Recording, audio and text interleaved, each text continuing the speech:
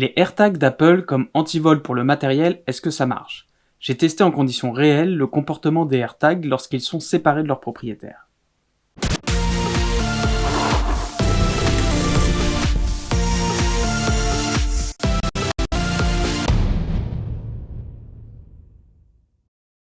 Bonjour, c'est Vicinco et bienvenue sur cette chaîne où on parle d'événementiel. Le petit dernier de chez Apple, le AirTag, a attiré mon attention. C'est une balise qui est localisée grâce aux différents iPhone, iPad et MacBook en activité. Apple ne sont pas les premiers à faire ce type de produit. Petit rappel des caractéristiques en quelques mots car ce n'est pas le sujet de la vidéo. L'AirTag est associé à votre identifiant Apple. Pour retrouver sa localisation, il faut aller dans l'application Localiser. Là, on retrouve aussi la localisation de son MacBook, de son iPhone, de son Apple Watch, etc. Il y a 1 an d'autonomie environ grâce à une simple pile facile à remplacer, et il y a un système de protection de la vie privée pour éviter que l'on vous traque à votre insu. C'est justement cette partie qui nous intéresse, car si le AirTag est avec quelqu'un mais sans son propriétaire, d'après ce que l'on voit un petit peu partout et ce que dit Apple, le AirTag signale sa présence par une notification ou même un signal sonore. Si on nous vole notre vélo par exemple, ce qui dit en passant est assez courant, à quoi bon mettre un AirTag si celui-ci prévient le voleur qu'il est là, et qu'en plus il l'aide à le localiser pour qu'il soit désactivé? Les AirTags ne sont pas vendus comme des antivols. Ce sont des balises qui permettent de retrouver ses affaires lorsque l'on est tête en l'air.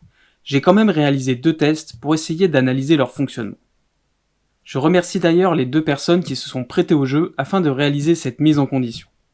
Premier test avec une personne qui a un iPhone 12 car cet appareil permet de localiser les AirTags précisément. Je simule le prêt de matériel, on se donne rendez-vous quelque part, je donne un AirTag et je rentre chez moi. Le résultat n'est pas évident, déjà je pense que mon AirTag avait un bug puisque je n'avais pas de nouvelle localisation déjà 3 jours avant de donner le AirTag. Il ne s'est rien passé pendant plus d'1 semaine et j'ai pris la décision de demander à la personne de faire un reset de l'AirTag pour voir si ce comportement était normal. Après ce reset, j'ai eu la localisation, mais il n'a pas donné plus de signes de vie que ça. Donc après 1 semaine de plus, j'ai activé le mode perdu. Ça a mis quelques jours avant que j'obtienne une nouvelle position. On s'est ensuite donné rendez-vous pour que je puisse récupérer cet AirTag. La personne l'a pris dès le matin pour ne pas l'oublier, car on avait rendez-vous en fin d'après-midi. Et là, le AirTag a signalé sa présence. En début d'après-midi, la personne a reçu une notification lui disant qu'un AirTag se trouvait avec elle, et en lui montrant un plan avec le tracé de ses déplacements de toute la matinée, qui était relativement précis, enregistré par l'AirTag. Ce tracé, en tant que propriétaire de l'AirTag, on n'y a pas accès. Et c'est bien dommage en cas de vol, mais c'est le fameux principe de protection de la vie privée instauré par Apple.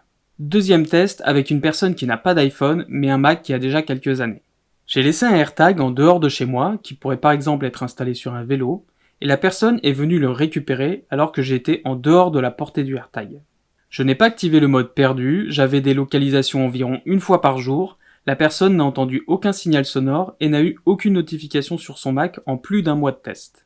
La particularité, c'est que l'endroit où était l'AirTag, c'est chez un ami où je vais régulièrement. Cela est donc un lieu familier pour mon univers Apple, et ça explique peut-être pourquoi le comportement est différent du test 1. Le bilan de tout ça, c'est que son fonctionnement est quand même un peu aléatoire. Les algorithmes sont certainement plus complexes que ce qu'on veut bien nous dire, mais une chose est sûre, il y a de grandes chances qu'il signale sa présence. Pour utiliser l'AirTag comme une balise anti-vol, il vaut mieux mettre hors service le haut-parleur de celui-ci, afin qu'il ne se signale plus de manière sonore, et comme ça, il sera plus difficile à localiser. Cette opération a l'air assez simple à faire, bien sûr ça va annuler la garantie de l'AirTag, mais je ne te le montrerai pas en vidéo car certaines personnes pourraient le faire pour de mauvaises raisons. Avec les derniers iPhone, tu peux localiser les AirTags avec une certaine précision, donc si tu les places sur des petits objets comme des platines, des flycases, ils seront quand même assez rapides à trouver. Par contre sur un véhicule, cela sera plus compliqué, car les cachettes sont beaucoup plus nombreuses.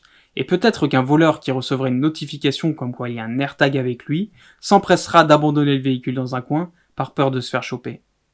Tous ces modes de fonctionnement peuvent évoluer à la guise d'Apple. Peut-être qu'un jour, un mode volé fera son apparition. Les AirTags ne sont pas très performants comme anti-vol, en tout cas pour le moment, mais cela peut quand même aider un peu. J'espère qu'Apple ira dans ce sens, car c'est quand même intéressant d'avoir un système de localisation sans abonnement. Je vais continuer de les utiliser et je ne manquerai pas d'en parler sur Instagram ou sur Facebook si j'ai des infos intéressantes. Donc n'hésite pas à me suivre sur les réseaux sociaux. Dis-moi dans les commentaires sur quel matos tu aimerais planquer un AirTag ou un autre type de traceur. Et n'oublie pas que le plus important n'est pas ce que tu as, mais ce que tu en fais.